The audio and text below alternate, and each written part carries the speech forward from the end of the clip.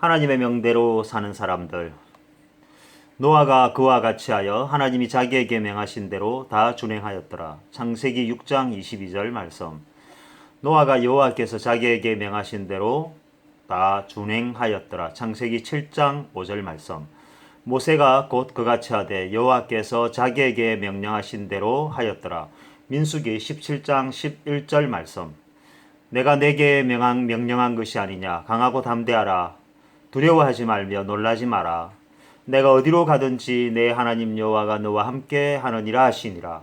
이에 여호수아가 그 백성의 관리들에게 명령하여 이르되 진중에 두루 다니며 그 백성에게 명령하여 이르기를 양식을 준비하라. 사흘 안에 너희가 이 요단을 건너 너희의 하나님 여호와께서 너희에게 주사 차지하게 하시는 땅을 차지하기 위하여 들어갈 것임이니라 하라. 여호수아 1장 9절에서 11절 말씀. 항상 기뻐하라. 쉬지 말고 기도하라. 범사에 감사하라. 이것이 그리스도 예수 안에서 너희를 향하신 하나님의 뜻이니라. 데살로니가전서 5장 16절에서 18절 말씀. 하나님의 말씀대로 산다는 것이 쉬운 일일까요? 그렇지 않습니다. 그것은 참으로 어려운 일이고 힘든 과제입니다. 그럼에도 불구하고 하나님이 주신 명령이라면 자신의 아들까지도 바치려 한 사람들이 있습니다. 아브라함과 이삭, 노아와 모세, 여호수아와 다윗 등 구약 성경에 기록된 대부분의 하나님의 사람들은 하나님의 명령을 자기 목숨보다도 더 중히 여기고 그 말씀에 순종하기 위하여 일생을 바쳤던 것을 우리는 기억할 수 있습니다. 그들은 어떻게 해서 하나님의 명령에 순종하며 살 수 있었고 오늘의 우리들은 왜 그들과 반대되는 행로의 여정에 서 있게 되었을까요? 그들과 우리 사이에는 어떤 구별된 다른 것이 존재하고 있는 것일까요? 하나님의 말씀은 무엇인가요? 하나님의 말씀은 하나님께서 하시는 모든 말씀입니다. 우리가 듣거나 읽거나 보거나 하는 가운데 그것이 하나님으로부터 도래한 것이라면 그것은 하나님의 말씀의 범주에 속하는 것입니다. 그러나 그 가운데 성경은 모든 사람들이 공감하고 이해할 수 있는 범주의 명확한 카테고리라 할 것입니다. 이와 같이 하나님의 말씀은 구체적이고 간단 명료하게 이루어져 있어서 때로는 논리적으로는 부족한 모양들이 있을 수 있습니다. 그것은 하나님에게 논리와 정리된 공식이 필요하지 않기 때문이며 이미 차원을 달리하는 하나님의 속성상 우리와 이해관계적인 관계가 성립되지 않기 때문입니다. 하나님의 명령은 우리가 그것을 할 수 있는가 하는 문제를 전혀 고려하지 않을 때가 많이 있습니다. 그럼에도 불구하고 하나님의 모든 명령은 말 그대로 명령으로 이루어져 있습니다. 하나님의 명령에 복종해야 할 사람들의 한계와 이성적 판단 능력과 실행 능력을 전혀 고려하지 않는 하나님의 명령은 과연 무엇을 말하는 것일까요? 그것은 전혀 불가능하거나 할 수 없는 일 또는 이해하기 어려운 일과 상상조차 할 수 없는 기이한 일들일 때가 있습니다. 산마루에 방주를 짓는 일과 방주에 들어가야 할 목록과 그것을 모두 방주 안에 담아내는 일들, 아무런 조치도 없이 홍해를 건너가는 일과 광야에서 음식 하나 만들지 아니하고 만나를 먹으며 40년을 생존하는 일, 초롱성 같은 여리고성을 무너뜨리려 하는데 무기도 필요 없고 전략도 필요 없고 오직 성을 돌고 도는 일들, 요단강을 건너가는 전략적인 일들, 그 외에도 이루 말할 수 없는 하나님의 명령과 그 명령에 복종하였던 이스라엘의 삶과 여정은 참으로 이해하기 어려운 장면들로만 나열되어 있습니다. 하나님의 계획과 성취는 사람의 생각과 전혀 다른 차원의 명령으로 다가올 때가 많이 있습니다. 그것은 그것을 실현하기 위한 방법이라기보다는 하나님의 일방적인 성취를 나타내는 하나의 상징적인 의미에 지나지 않는 것이었습니다. 그럼에도 불구하고 우리는 그것에 복종해야만 한다는 것입니다. 그래야만 하나님은 그 복종을 통해서 그것을 성취하고 이루어 가신다는 것입니다. 하나님은 어떤 일을 생각하고 계획하되 그것을 직접 이루시지 않으셨습니다. 보통의 사람들 가운데 한 명을 지정하시고 그 사람을 통하여 일을 성취하셨습니다. 모든 명령은 그 사람에게 주어졌고 그 사람은 하나님이 어떤 말씀을 하시든지 그 말씀에 순종하여 그대로 행하였다는 것입니다. 하나님의 명령을 따르는 사람은 그 명령의 내용이 그것을 실현하는 데 있어서 보편적이고 타당성의 여부를 생각하지 않고 오직 절대 순종으로 화답함으로써 그것이 한치의 오차도 없이 실현되어졌습니다. 즉 하나님이 생각하고 하나님이 계획하였으며 하나님이 성취하시는 역사들에 대하여 사람은 단지 순종이라는 것으로 무임승차를 하게 되었습니다. 그러나 그 순종이 그렇게 쉬운 선택은 아니었습니다. 상식 밖의 명령, 전혀 타당성 없는 주장들, 절대로 받아들일 수 없는 명령으로 하나님의 말씀은 이해의 범위를 넘어선 것이기 때문입니다. 그렇기 때문에 그 순종이 쉬운 것이 아니라는 것입니다. 그렇다면 그들은 어떤 생각으로 하나님의 명령에 복종할 수 있었던 것일까요? 그것은 바로 하나님에 대한 전적인 의지였습니다. 하나님의 사람은 하나님의 말씀에 대하여 사람에게 가서 언론하거나 토론하지 않았습니다. 그 말씀을 분석하고 타당성 여부를 치밀하게 연구하지도 않았습니다. 다만 그분은 하나님이시기 때문에 그분을 전적으로 신앙하고 그분을 전적으로 의지하였다는 것입니다. 그 까닭도 알려고 하지 않았습니다. 그 결과도 알려고 하지 않았습니다. 이유도 결과도 알 수 없지만 중요한 것은 하나님의 말씀이기 때문에 그것은 무조건 옳은 것이라는 확신을 가지고 있었습니다. 하나님의 명령은 그 명령을 받은 자가 그것을 완전하게 실행할 수 있는 것이 아니었습니다. 그것은 하나님이 아니고서는 불가능한 것이었습니다. 그럼에도 하나님께서는 하나님의 사람에게 그것을 명령으로 순종할 것을 말씀하였습니다. 그래서 하나님의 사람이 하나님을 온전히 의지하여 그 명령에 복종할 것을 요구하였습니다. 이렇듯 하나님과 하나님의 사람과의 관계는 순종과 복종의 관계였습니다. 그러나 이것이 사람 사이에서 존재하는 그러한 수직적 관계가 아니었습니다. 그렇다고 하나님과 사람이 수평적인 관계일 수는 없습니다. 다만 하나님은 우리와 수평이 되고자 높은 보좌 위에서 직접 내려오신 것이었습니다. 그것이 바로 사랑이라는 위대한 것으로 표현된 것이었습니다. 하나님의 명령은 결국 하나님이 직접 역사하시는 하나님에 대한 명령과도 같은 것이었습니다. 사람의 역할이라고는 거의 무의미하거나 없는 것이었습니다.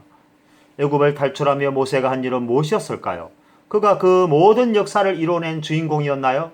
그렇지 않습니다. 모세는 단지 하나님의 명령에 순종하였을 뿐이었습니다.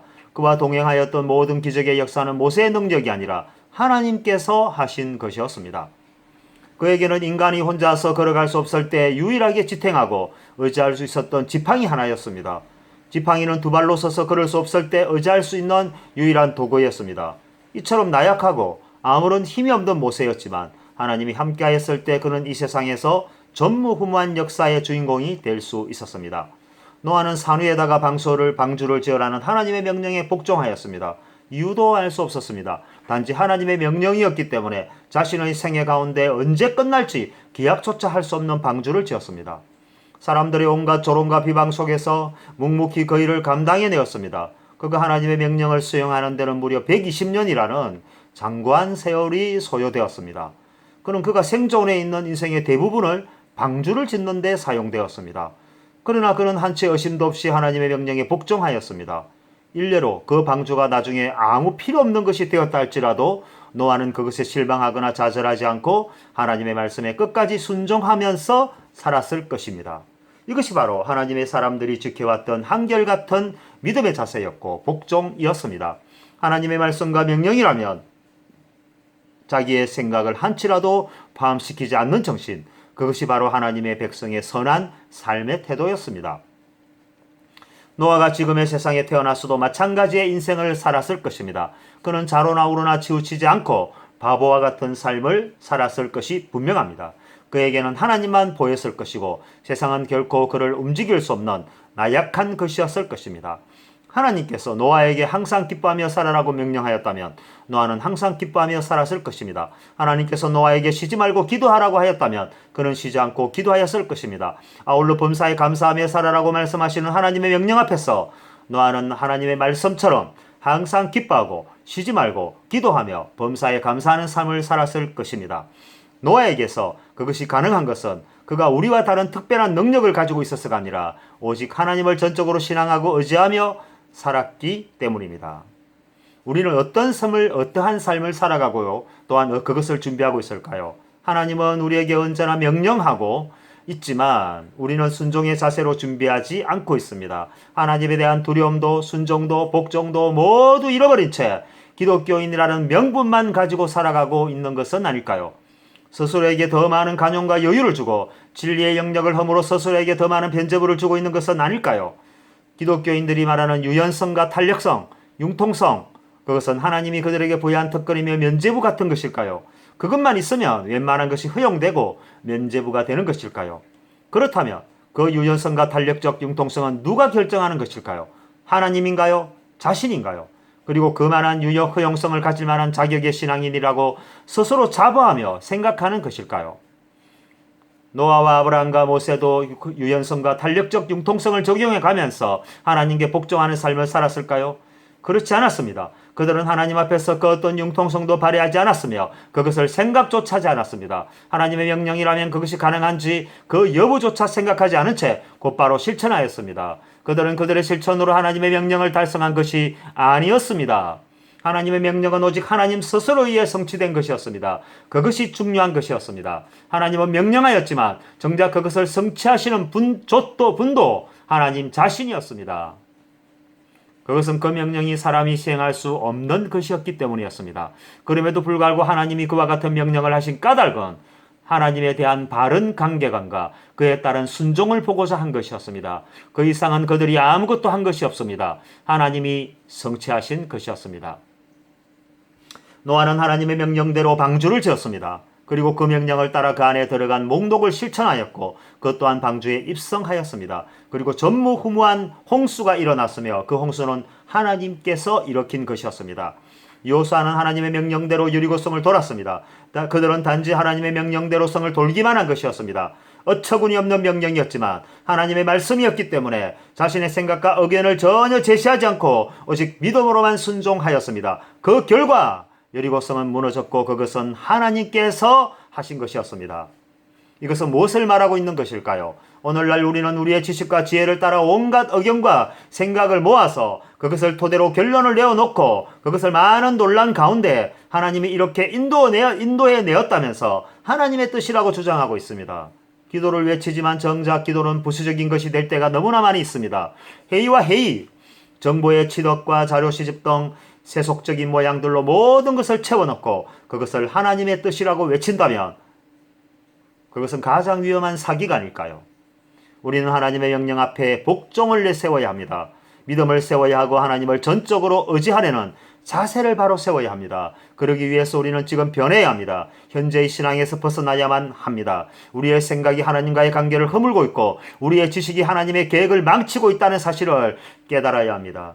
그래서 우리는 하나님을 만나야 합니다. 그것을 위해서 우리는 있는 시도를 지금 해야 합니다. 첫째, 우리는 성경을 하나님의 말씀으로 절대 신앙해야 합니다. 성경은 단순한 인생의 지침서나 지혜서가 아닙니다. 천지를 창조하고 사람을 창조하신 하나님의 말씀이라는 것을 뼛속 깊이 믿어야 합니다. 읽어도 되고 안 읽어도 되는 선택의 교양도서가 아닙니다. 우리는 항상 성경과 가까이 있어야 하고 그것을 중심으로 생활해야 합니다. 이것은 하나님의 말씀이고 우리는 이것을 하루도 빠뜨리지 않고 읽어야 하며 또한 묵상해야 할 의무와 책임이 반드시 있습니다. 이것이 하나님의 명령이고 우리는 그 명령에 복종해야만 하는 것입니다. 둘째, 하나님의 명령과 우리의 복종은 선택적인 것이 아니라 필연적이고 의무적인 것입니다. 하나님의 말씀은 실천하면 더 좋고 안 해도 제사함이 있기 때문에 그만이라는 인식이 수많은 기독교인들 사이에 널리 퍼져 있습니다. 그래서 이렇게 주일만 성수하며 대충 살아도 예수님의 보혈로 용서해 주실 것이라는 막연한 기대와 소문이 전달되며 학습되고 있습니다. 과연 그럴까요? 그렇게 자신만만한 신앙심은 도대체 어디에서 나온 것일까요? 무엇을 믿고 영원한 세상의 천국을 마치 티켓 구입하듯이 받았다는 것일까요? 그렇지 않습니다. 모세를 따라 애굽에서 나온 백성들을 기억하고 있습니까? 그들은 애굽에 계속 살면서 그들 나름대로의 신앙인으로 살아갈 수도 있었습니다. 그러나 그럼에도 불구하고 그들 모두는 짐을 싸고 기약조차 할 수 없는 길을 가족과 함께 떠났습니다. 이것이 순종입니다. 그들은 말로서 행위를 대신한 것이 아니었습니다. 무려 200만 명에 이르는 메가폴리탄형 국가의 이동이었습니다. 그들 모두가 하나님의 명령 앞에 복종하였습니다. 이러한 국가적 순종은 역사 이래 더 이상 찾아볼 수 없는 위대한 여정의 시작일 뿐이었습니다. 지금은 신약의 시대라고 외치며 예수님을 방패막이로 삼으려는 사람들이 있습니다. 예수님은 하나님이셨지만 인류의 죄를 위해 우리와 나 자신의 죄를 위하여 친히 인간의 몸으로 오셔서 온갖 고난과 역경을 이겨내시고 모든 사람의 죄를 대속하며 십자가를 지셨습니다. 그 십자가는 오직 우리의 죄를 위한 것이었습니다. 그렇다고 해서 예수님의 그 고귀한 십자가를 우리 자신의 인생에 대한 세속화의 대속적 전유물로 사용해서는 안 된다는 것입니다. 십자가는 우리의 죄에 대한 해결을 촉구하고 그것을 통하여 용서를 해주시는 하나님의 은혜인 것이지, 그것이 끊임없이 반복하는 죄를 위한 방패도구로 사용하는 것은 더 큰 죄를 짓는 결과를 초래하는 것입니다.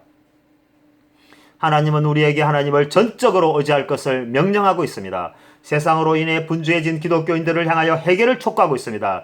이러한 명령 앞에 귀를 닫고 문을 닫아버리는 어리석음을 범해서는 결코 영원한 나라를 만날 수 없습니다. 하나님의 명령에 순종하기란 참으로 어려운 일입니다. 그렇다고 해서 그것을 포기해서는 안 됩니다. 스스로에게 간용을 베풀어서도 안 됩니다. 그런 삶은 살기가 어렵지만 그렇게 살지 못하는 삶을 안타까워하고 하나님께 회개 기도를 드리는 자세가 바로 하나님을 향한 순종의 첫걸음이 된다는 것을 명심해야 할 것입니다. 셋째, 하나님에 대한 전적인 의지와 그것을 위한 기도입니다. 하나님은 우리에게 바로 이러한 전적인 신앙을 요구하고 있습니다. 하나님의 명령에 대한 순종적인 삶은 어려운 것입니다. 그것은 우리에게 가까워져 버린 세상의 삶 때문입니다. 세상의 삶이 우리에게 가까워진 것은 우리의 죄의 속성 때문입니다. 우리가 세속적인 삶을 살아가는 것은 우리가 세상에 살고 있어서가 아니라 우리의 죄 때문입니다. 그 죄가 모여서 고인 곳이 바로 죄악된 세상입니다. 그런즉 죄악된 세상은 우리가 만든 것이지 우리와 구별되게 존재하는 다른 세상이 아닙니다. 그럼에도 불구하고 하나님은 우리에게 구별된 삶을 허락하여 주셨습니다. 죄로부터 분리될 수 있는 기회를 주셨습니다. 그것이 바로 하나님에 대한 전적인 의지입니다.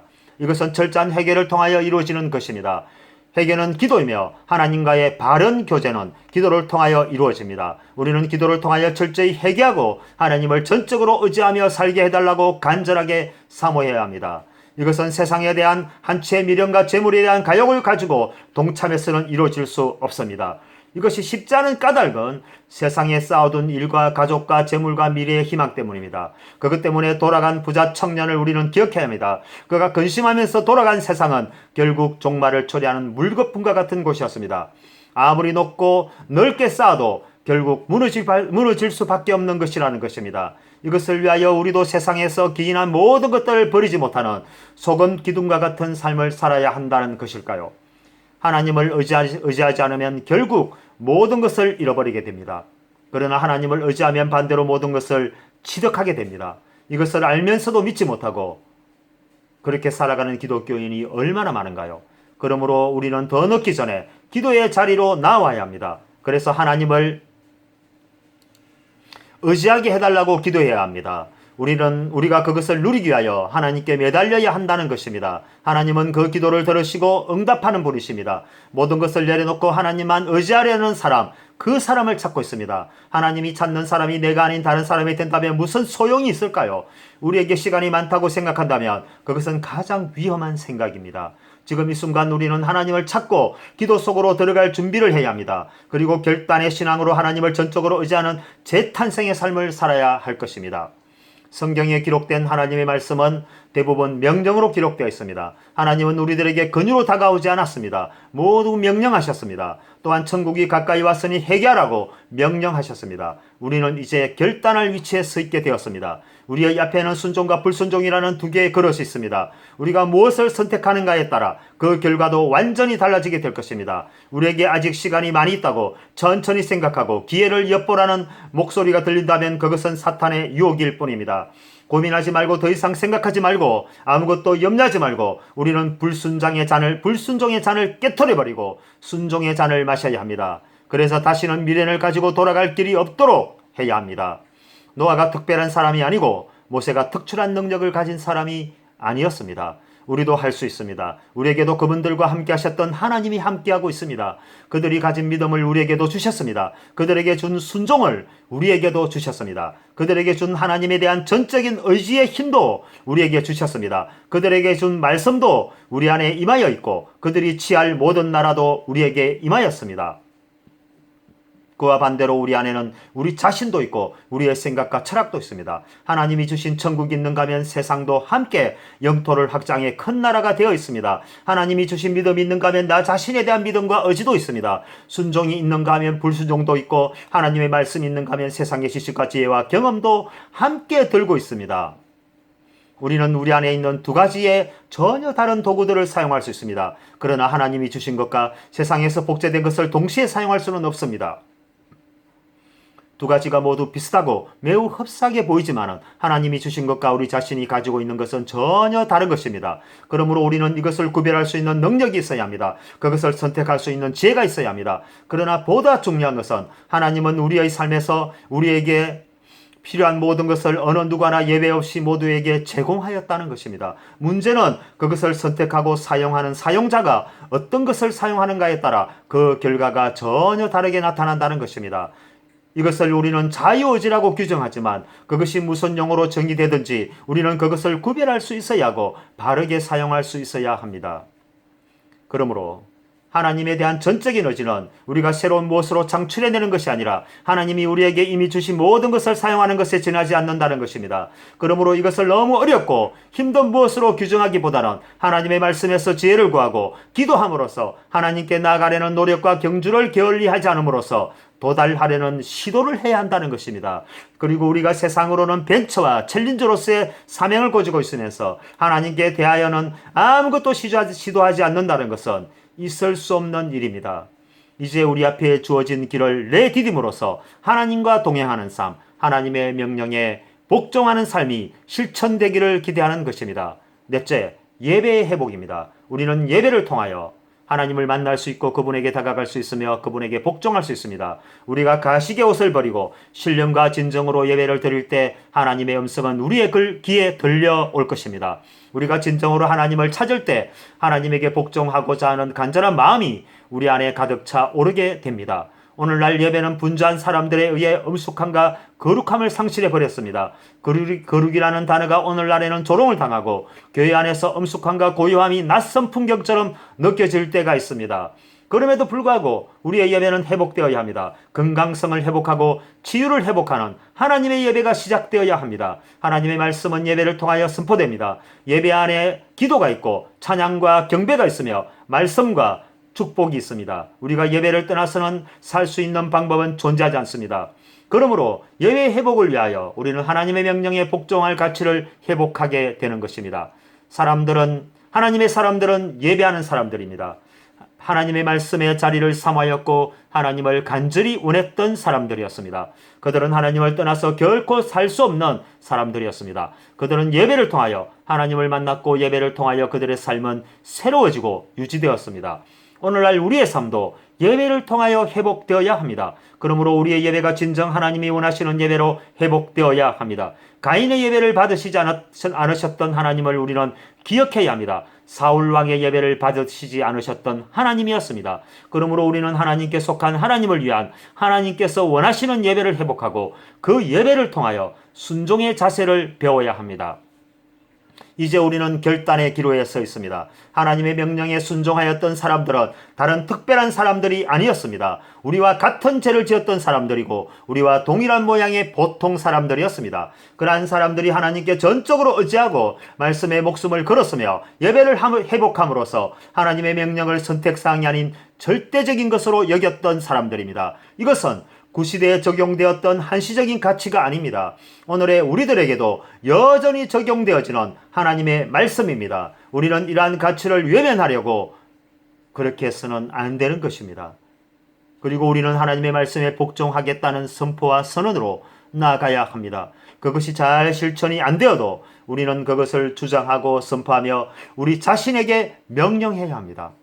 그리고 하나님을 전적으로 의지하려는 손을 내밀어야 합니다. 하나님은 그런 자녀를 원하고 있으며 그가 내민 손을 잡아주시는 것입니다. 우리는 할 수 없지만 하나님이 도우시면 할 수 있습니다. 할 수 있을 뿐만 아니라 지속적으로 살아갈 수 있습니다. 하나님의 손을 잡으면 세상에 있는 모든 것을 잃어버린다는 두려움이 있다면 하나님과 세상 가운데 우리는 한 가지를 선택해야 합니다. 그리고 그 선택이 가져오는 결과를 생각해야 합니다. 세상은 종말을 향하여 시계를 멈추지 않고 있습니다. 우리에게 내일이 그리고 또 내일이 있을 것이라고 생각해서는 안 됩니다.